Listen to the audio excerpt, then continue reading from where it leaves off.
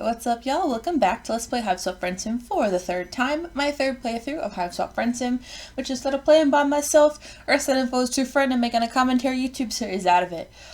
Because fucking why not at this point? It's fun. I can do silly voice acting, get to do voice calls with friends. It's a good time all around. Potential spoiler warning for Homestuck proper, this game, Pesterquest, some Homestuck fanfics. People keep asking me about Homestuck 2. I think it's just a practical joke. Character voices may be inconsistent, especially today, because I'm pretty sure it's Azdaja.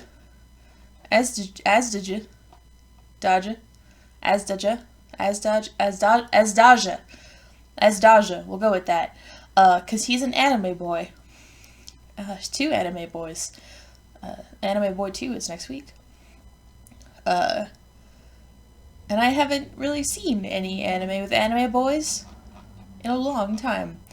By that I mean I haven't watched anime in a long time. Anyway, part of you has always been taken with the idea of purchasing a one-way train ticket to anywhere and boarding it without looking back. Or, in your current case, stowing away without looking back. Details. The idea had always seemed so idyllic. No strings, no obligations, just you and your journey, the wind in your hair, and the taste of freedom on your lips. Your little daydream didn't exactly involve careening across the perilous extraterrestrial landscape, but then you've always liked to think of yourself as the kind of person who's open to new experiences. Not to mention new friends. In practice, though, this tastes less like freedom and more like noxious muck, which is what you're currently surrounded by. It's not unlike the slime that was in Skylar's Recruit Raccoon, except that slime was weirdly soothing, and this is prickly and burny and uncomfortable. You thought you were being smart by sneaking on board, jumping into some sort of cargo carriage. Oh, how wrong you'd been. The trade-off for not being caught, then maimed and or killed for your blood color is apparently this. You almost would have preferred the maiming. God knows you've used to taking a beating by now. Clowns. Don't mind that weird pause.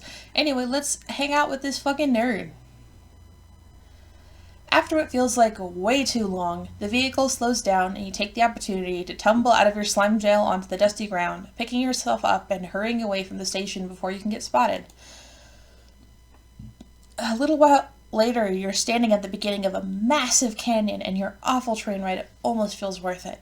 The canyon stretches on endlessly, miles of yawning chasms and winding ravines at your feet. I just realized I might have to look up the walkthrough for this one.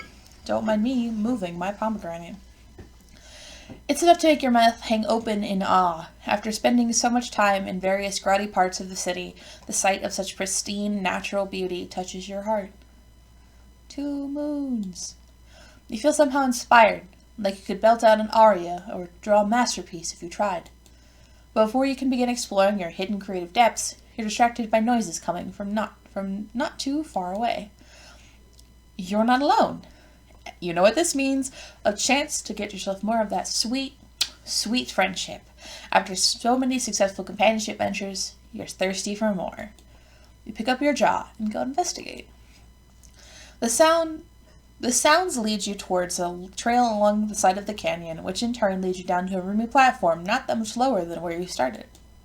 There's a series of sharp outcrops jutting out of the plateau, and perched atop the highest one is a figure dramatically framed against the moonlight. At first you think he's peering moodily into the distance, but then you realize he's looking through some kind of contraption on his face. Alright, I'm going to turn up the volume real quick because I do love this music. And I need to Google the walkthrough, so let's just enjoy some tunes while I do that. Because I don't want to pause on y'all again because I do like this music.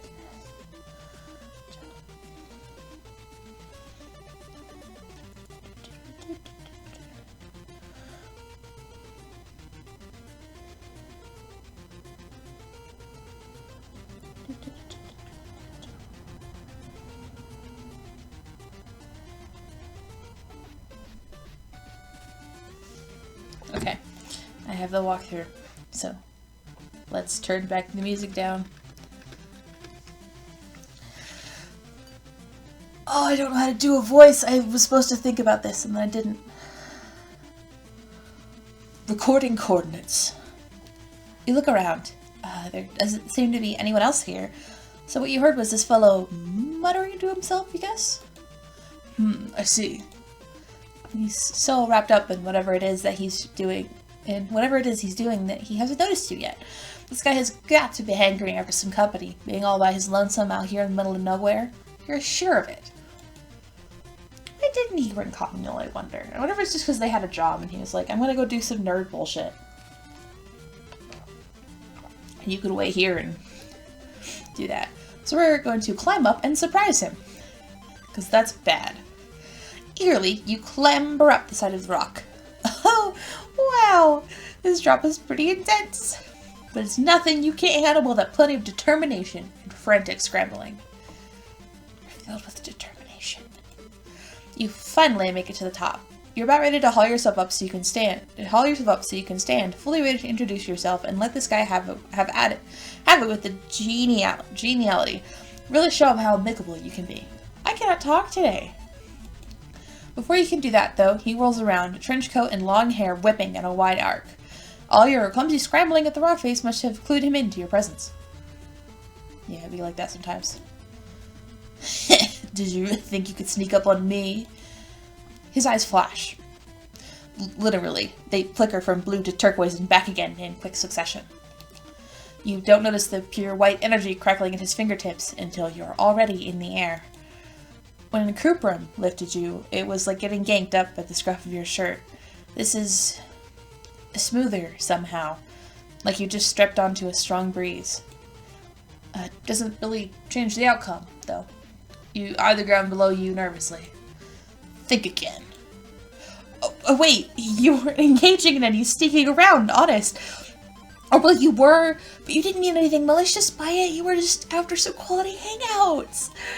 Unfortunately for you, he doesn't seem very moved by your heartfelt entreaty. A likely story.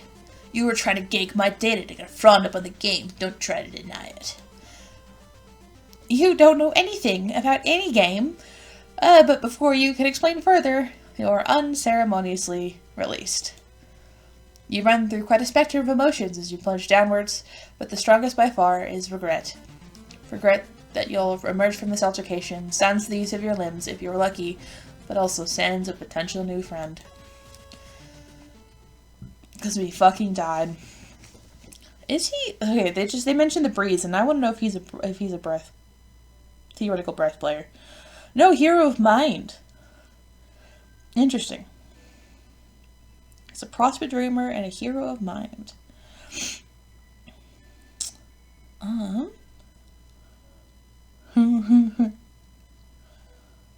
Okay, I know that next bad ending, but also, fun fact. So my current project I've talked about before, go read Beyond the Divided into Adventure. It's good, I promise. There's going to be a sleepover chapter soon. But I actually, way back in middle school, I started this other project. And give me a second, I need to pull some stuff up. Oh, it didn't open where I thought it would, so if I talk while I do this. Anyway, so I started this project way back in middle school, where I stole a bunch of Homestuck characters, gave them slight personality and look makeovers, and wrote some stuff with them. And I decided, with some encouragement from Octo, to kind of update that. It's just like a flat-out Homestuck fanfiction. Some troll history adaptation, some other stuff. And you'll see where I'm going with this eventually. And I ended up deciding that Dave would be a gold blood because I thought that was fun, and he got to have cool eyes. And I think, let me go look. Oh yes, I made his eyes purple and red for Durst in Time. I didn't do it with Octo's suggestion, but I thought that was really cool. And actually, Jade is a lime blood, June is a cerulean, and Rose is a purple blood. So, some cool fun facts about an AU. Who knows when I'll write it. if ever. It's barely relevant to this, but let's go get some good endings. Oh, this one has a really long bad ending next, I think. But let's wave and say hello. Sporting your most winning smile. You call out a greeting and give it a jaunty wave. That gets his attention. Well, would you look what the perbeast dragged in? Are you lost? That depends on your definition of lost. You prefer to think of whatever you're doing as taking the scenic route, just like indefinitely. Your new acquaintance and hopefully soon-to-be pal snorts, unimpressed. It would be better if you did that somewhere else. Better for me, I mean, which is the most important issue currently at hand, let's face it. I still have preparations to make, and I'm running out of time. You're kind of cramping my style here. Preparations? For the game, obviously. It's starting any minute now. You have no idea what he's talking about. Seriously? You don't know about dual strifers? Wow, you're even more of an empty-headed pleb than I thought. That's not a very fair thing to say. Sure, you might have the habit of running head first into stupidly dangerous situations, but there's no reason for him to assume. Your voice is drowned out by a crackling sound. He's levitating down from his perch toward you, sparks of energy stirring the sand up into a cloud. After meeting Sarava and Kupram, you've come to expect psionic powers from trolls with yellow blood by now, but it still kind of takes you aback. Actually, the next gold blood we meet after this is, if I'm remembering correctly, Mr. Fanfic guy that I can't remember the name of off the top of my head. He doesn't have psionics, as far as I know. He just has bees. You stumble backwards, falling on your ass. The troll is unbothered by your spell, continuing to address you while you're sprawled on the ground. I'll explain. Dual strifers pit Alternia's best and brightest against each other, and their timed event designed to reveal the most skilled among the group. Which would be me, of course, that goes without saying. He tells you a bunch of other stuff about game mechanics that, to be honest, go straight over your head. Fun fact, that's how I felt while some people in my middle school tried to teach me Magic the Gathering. I have so many fucking Magic cards I've never played. I don't know how, and at this point I'm too afraid to ask. He's apparently not in enough of a rush that he can't stop what he's doing to outline his plans to you, some random passerby, in a fairly detailed manner at that. All trolls. Neurodivergent. He seems pleased to have an audience, actually. Well, this friendship is barely even off the ground and you're already doing great. You get back to your feet and nod along sagely, pretending to understand all his rambling about strategy and whatnot. And then you notice a blinking light. It's coming from the screen over his eye. Huh. Interesting. My scouter can't retrieve any data on your species at all. He leans forward and looks at you. Really looks at you. Up until this point, he'd been paying more attention to his own voice and whatever readings he's been getting on his device, but now he's focused fully on you. It's actually starting to flush you a little, actually. That is, until his mouth twists into a smirk. You get a glimpse of a single, jagged tooth. You know, it's technically possible to join in teams of two, but now you're here. Is he saying what you think he might be saying? Excitedly, you clarify whether he's asking you to join the game as his partner. Sure, I just love teaming with clueless nerds like you. No. You'd be a nice element of surprise, though. I could use his collateral resource. Fodder, a lackey. What do you say? That doesn't sound nearly as flattering. But it's an opportunity to help. And you founded so many great friendships on doing whatever favors random strangers have wanted you to do for them already. Why stop now? So this is the bad ending, but also, I should mention, fucking love the Adventure Zone. And now I'm just imagining the reader going to Hieronymus Wiggenstaff as like a little sidekick. They're all ready to go. That's a nice thought. So we're gonna say, screw this! You know what? You're better than this. Who does this guy think he is, trying to turn you into His minion. Everyone keeps expecting you to be useless and you're tired of it. You accomplish great things, you say, stamping your feet, kicking up a real hullabaloo. You're a big deal on your home planet. People practically quiver in their boots when you walk past. And even if you weren't a big deal, even if you were the smallest fry around, you're pretty sure you could take whatever he could dish out. He's just a reedy nerd asshole who looks like he fell out of the IT department straight into a discount bin of bad Matrix cosplay cast-offs. You have no idea what you're doing. Absolutely nothing you've said about yourself is true. You're spewing hot air and pure vitriol, running on the modicum of confidence you've built up, bluffing your way through a variety of mishaps you've encountered before now. You throw up your hands when you're done, both out of exasperation and as kind of an ending flourish to your little speech. There's a deafening rumble behind you. When you turn around, it's just in time to see one of the outcrops shudder dramatically into a pile of detritus. Your eyes go wide. Either the rock was already weakened and chose this moment to break, resulting in the best coincidence ever, or you have secret telekinetic powers of your own that you've never known about till now. Whichever it is, it grants your vending session a healthy dose of gravitas. Azdaja looks at you with a complicated expression on his face, like he's mad at you, but also like you've just paid him a really nice compliment. What a brazen proposition. What? A proposition? If you're propositioning anything, it's for him to consider you an equal rather than some kind of sidekick, that's all. Let me tell you something, alien. I've heard things from the spherical fruit string about someone else in my line of work who caused quite a stir recently. Alerts have been blowing up saying a gold-blood girl assassinated a sea dweller. Believe that! I had a reason to suspect she'd show herself here today. I was looking forward to seeing if she's as good as the rumors say she is. A gold-blood girl. That's what the alerts say. But it's one of the best mercenaries in the business. I know better. They must have been wearing a disguise. He points a finger at you. You, despite not being of Alturian origin, have a record. You should appear to a dueling session in a rumpless robe and nub stilts. He indicates your flowing gown and heels. Which could easily be another disguise to throw the drones off your scent. It's not.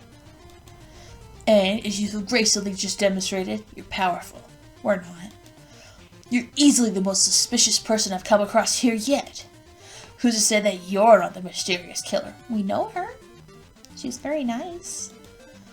You realize that he's been floating gradually higher and higher in the air as he's talking to you, until he's hovering over you, almost predatorily. Shit! What have you done? Actually, not to keep talking about my fanfic, I'm going to keep talking about my fanfic. But June actually does that. She floats to meet the eye level of, like, someone around stretching.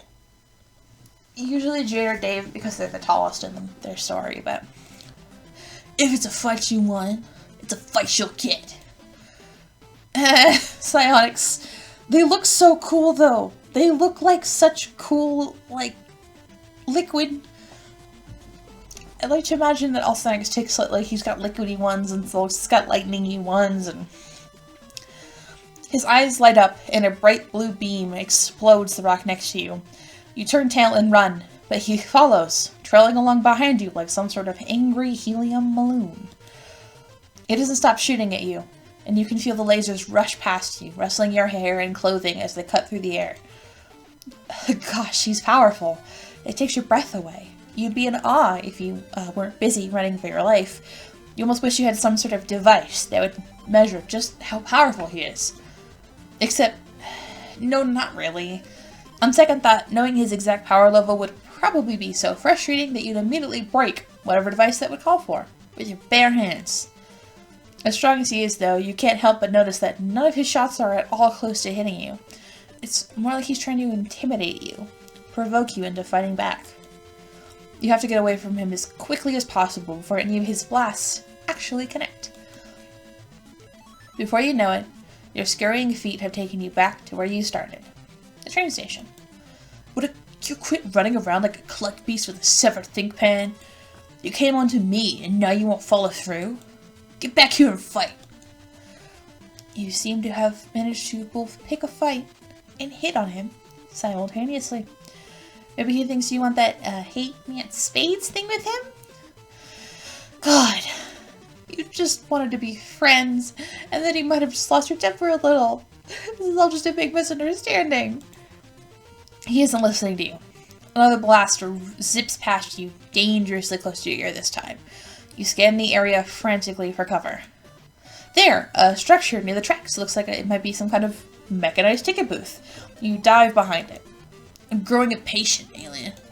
Cease this game of hunt, sequester, and face me. A beam hits your makeshift shield, blowing a hole straight through it. You stumble backwards, close to the tracks. Oh, no. Oh, fuck.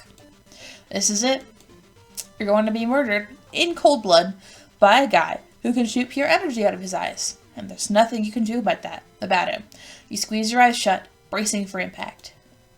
All of a sudden, there's a distant rushing sound. With all the running and laser dodging, you'd forgotten what the station was even for in the first place. The train is arriving. Maybe someone on it will be willing to help you? Not like Alternians seem to have a good track record of helping folks in need of the goodness of their hearts, but damn it, it's the only chance you've got. Azdaja is distracted by the train's arrival for only a moment before turning toward you again, but then a figure comes out of one of the train carriages, a figure that's large and hulking, and one that you recognize. There she is! Azdaja? What the hell are you doing? Why are you attacking my friend? Friend? You know this globe's for Sponge? Why didn't you tell me? They're the assassin I've been looking for. What? You idiot! They're no assassin. When I met them, they freaked out over a little blood. They've never even killed before. What? Their voices sound so similar, fuck. What about their powers? Kanyal squints at you, like she's thinking very hard about what your more exceptional qualities might be. Well, they're pretty good at falling on their ass, freaking out in the middle of a crisis, and being squishable. Azdaja's expression goes cold. His eyes stop flashing, but he still looks like he could kill you with his glare alone. I see.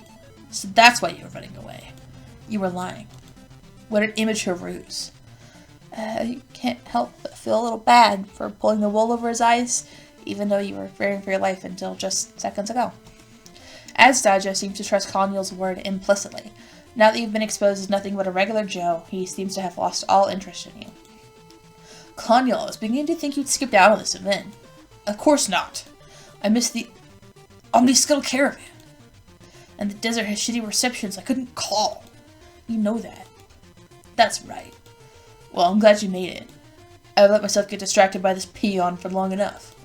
Let's go strike some losers, own their nukes in battle, and profit. Fuck yes! I'd love to stay and chat, kid, but there's a bunch of culls in that canyon, with my name all over them. Later. Whee! You watch wistfully as they set off back towards the canyon.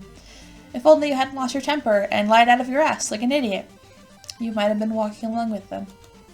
Instead, you hear alone on the ground, new friendship having slipped through your fingers like all this desert sand. There is no sand in this picture. Left alone. I mixed up their voices at the end. I know I did. But that's why I warned you that my voices might not be consistent. So let's go get that good ending. By saying you'll be the best lackey ever. The title might not be much, but that doesn't mean you can't excel at it. You tell him you accept his offer. Excellent. By the way, I'm Azdaja Neelex. But you must have known that already. I'm willing to into Zebra. I need to go more anime boy. You're not sure why you went. Maybe he's some kind of big shot. Come to think of it, the name does ring a bell. You've heard it before when you were in the middle of infiltrating a bandit hideout with a mercenary. Kanyal. You met my mate, Sprint? You must have gotten on a good side, or you wouldn't be standing here talking to me. Because you'd be minced to the ground fonder than grub paste. He's grinning like he's really proud and fond about Kanyal being the sort of girl who'd make mincemeat out of someone as soon as speak to them. If he wasn't talking about her literally murdering you, you might find this reaction endearing. Hang on. If he already has a partner, why isn't she here? Azdaja's expression sours abruptly. The partner isn't here because she didn't make our agreed-upon rendezvous time.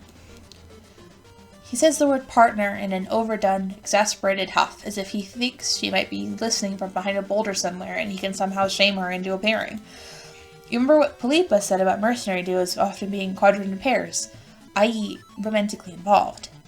Did his girlfriend stand him up? Yikes. Maybe it's better that you haven't been promoted to partner status if been getting involved in another couple's spat. You've had quite enough of that already.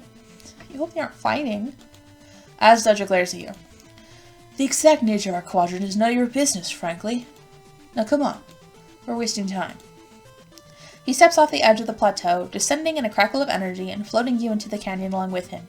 It's a terrifying ride, but the view it affords is pretty amazing. Soon you reach the bottom. Not me thinking about the sign list again in the middle of another episode. We should keep going. There's someone else in the valley. We'll get the drop on them if we move fast. He grins confidently, his coat flapping behind him. There isn't any wind down here, though. Is he flapping his own coat with his side for dramatic effect? First blood of Nelax. You blink. Tentatively, you repeat. Blood? Yes, blood. He says it the same way that he enunciated the name of this competition earlier, like it should have been painfully obvious. Like I told you, our aim is to take out our opposition, swiftly and painfully. To win, we have to be the last team standing in this entire canyon. Weren't you listening when I explained earlier? God damn it. You've been proceeding under the assumption that this was some kind of elaborate competitive LARP, like solve some puzzles, get out of the giant canyon before the other guy type of deal. No, that's flarping. Reader, this is Dual Strifers. I was about to make a joke about get your game straight, but I can't. I play Pokemon. I won't let my fucking... What's the second evolution of a Litten called? I won't let him evolve beyond that because he's too cute as a kitty. Perhaps arm wrestle your competitors into submission if you run into them? But, no. This game involves actual violence. So does flarping. You probably shouldn't be surprised. You've been in Alternia long enough to discern that, boy, trolls sure do love killing. You've made friends with plenty of trolls who have less bloodthirsty hobbies, though. You ask him whether he's ever considered getting into excessive bodily force poetry, or streaming sick beats. Please, you're kidding, right? Now is no time for joking around. Don't tell me you're already getting frosty strep pods. I can't work with someone of such a flimsy sense of conviction. You reassure him that, no, of course not. Your strep parts are toasty as all heck. But he's no longer paying attention to you. His scouter glints. There. He flashes past you before you can blink, riding the waves of his side to a collection of rocks sitting behind you. Target acquired. Don't let me get you. Nice try, thinking you could outsmart me by laying in wait and launching an ambush. Cowardly move. Sloppy. Very sloppy. Now prepare to get owned. Resistance is futile. Oh, fuck! Abruptly, Azdaja freezes. You hesitate, unsure as to what sort of threat you're dealing with here. But then a troll girl with a cerulean blue symbol on her shirt pops up from behind the rocks. She giggles menacingly, making Azdaja turn towards you. His expression is blank. His nifty brain powers now under your competitor's control. To echo Azdaja's sentiment, oh, fuck. You need to do something fast. Ceruleans out here being OP as shit. Just saying. You have the harebrained thought that maybe you could grab Azdaja and physically wrest him from her control. You launch yourself towards them in a mad dash, attempting to call out a chilling battle cry, but it comes out as more of a pathetically broken yell. There he goes. The girl laughs again, as Azdaja's eyes flash brighter than you'd seen so far, almost blinding. Oh hell, those are straight up eye lasers, aren't they? And they're really powerful, holy shit. You've met some strong trolls, but this kind of power is something else. If Azdaja were a character in a video game and you were to assign him a quantifiable number to measure his power, some kind of level perhaps, that number would be, well, it would be very high, is all you're saying. And we're getting shot with lasers. Azdaja's lasers shoot at a point above you, scouring a deep gash in the rock and sending Rebel toppling downwards. You reach out, grabbing Azdaja's coat. You have to get out of here. The girl doesn't stop you, merely leaping out of the way to certain doom that's hurtling rapidly towards you.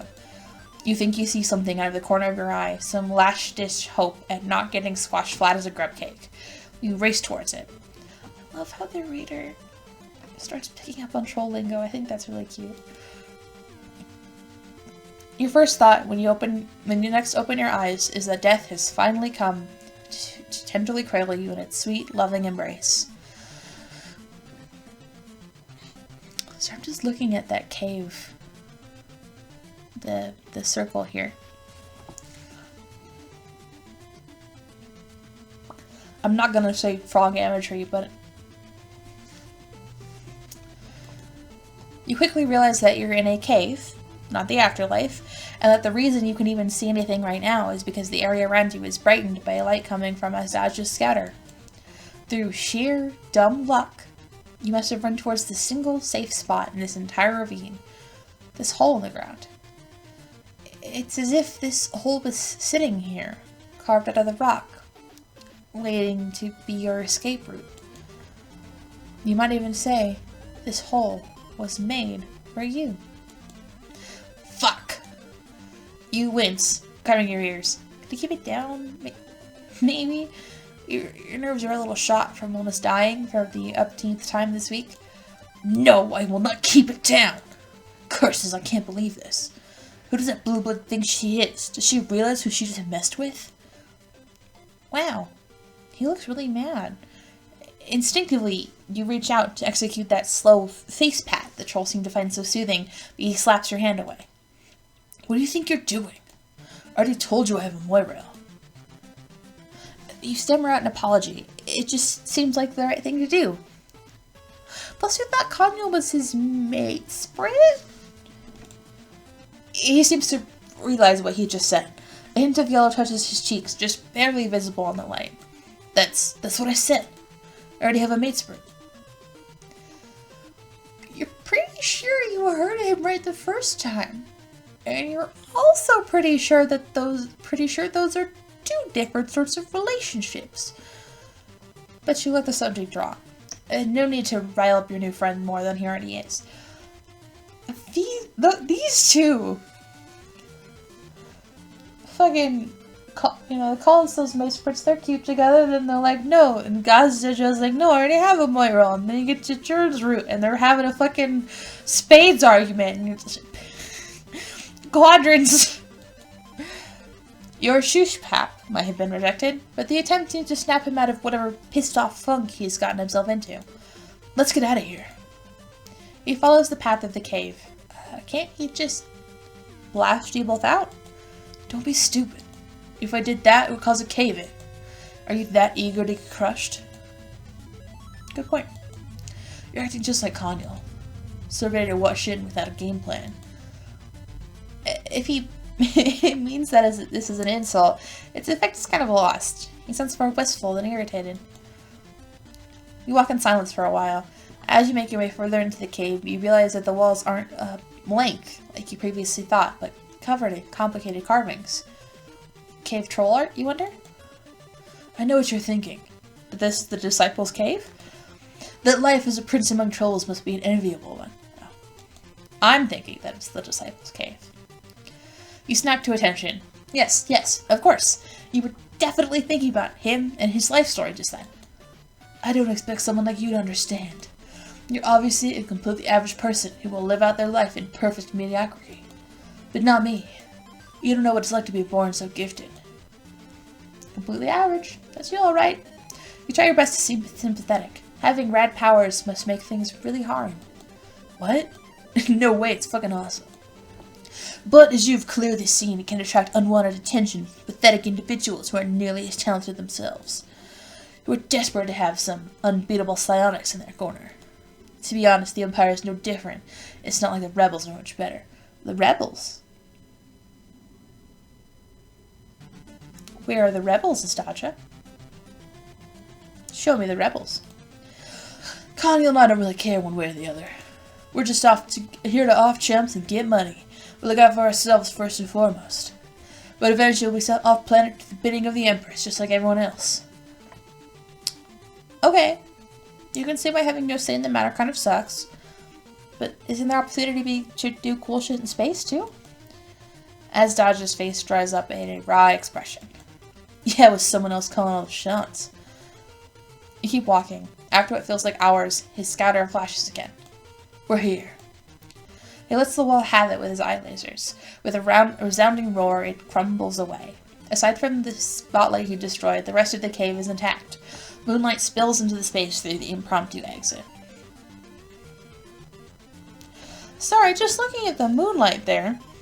The pink moonlight, which makes sense because the moon is pink. But does that mean that everything on Alternia is pink tinged? Oh my god, my back hurts today. It's over. We were stuck down there for so long that the game is ended. Meaning, your heart sinks. This was a disaster. He's definitely not going to want to be your friend after losing this competition he's so invested in. We're the last team standing, which makes us the winners. I knew it. That blue-blood loser might have had a stroke of good luck, but she was no match for someone in my station. My victory was a foregone conclusion from the start. Bringing you along was an excellent idea. Your recklessness really came in handy back there. He's thanking you, you realize. Or something close to it. Modestly, you assure him that it was no problem. The prince knows when to give credit when credit is due. Celebration is in order, I think, once we collect our prize. There's a prize? Fuck yes. Dual Strivers offers an impressive cash reward to whoever wins. You'll get a cut, well, of course. Oh, money! This will be the first time you've laid your hands on the stuff since you crash landed. Maybe you'll be able to finally purchase a warm meal, or clothing that isn't from somebody else's closet. More importantly than the money, though, is that you've proven you aren't a complete fuck-up. You've earned Azdaja's trust, and also his friendship.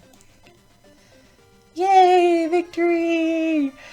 We win! We can pay off our debts! Actually, I don't think we have debts right now, but I think one of the bad routes in Miss Tiny Tail's route, you have debts again. So yeah, we've made friends with one of the biggest nerds in this game. I talked about multiple fanfics I'm writing. As a reminder to future me, I know you'll be listening to this, do ask about getting that Claire plushie done. I think next up is Charoon. Nope, not Charoon. Kahoot. Big Titty Clown. I'm gonna have to figure out how to voice a big titty clown. I have homework to do, and I hope you enjoyed. I'll see you in the next episode. Bye!